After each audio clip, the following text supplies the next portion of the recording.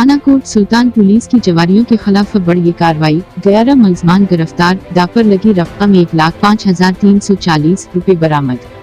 तफसीलात के मुताबिक SHO नूर मोहम्मद की सरबराही में थाना कोट सुल्तान पुलिस ने जवारियों के खिलाफ कार्रवाई करते हुए बड़ी कामयाबी हासिल की है। सब इंस्पेक्टर गुलाम रसूल ने पुलिस टीम के हमरा कामयाब रेड करके 11 अशखास को जवा खेलते रंगों हाथों पकड़ लिया। दापर लगी रकम 1,05,340 रुपए भी बरामद कर ली। उसके अलावा 11 इद्दत कीमती मोबाइल और 5 मोटरसाइकिल भी कब्जा पुलिस में ले लिए। मुलजमान बजरिया लडो जवा खेल रहे थे। मुलजमानों के खिलाफ कमारबाजी ऑर्डिनेंस के तहत मुकदमा का अंदराज किया गया। SHO नूर मोहम्मद का कहना है कि माह रमजान के मुकद्दस अयाम में कमारबाजी इंतहाई कबील फाल है। सख्त कानूनी कार्रवाई अमल में लाकर मुलविस मुलजमान को कैफर किरदार तक पहुँचाया जाएगा।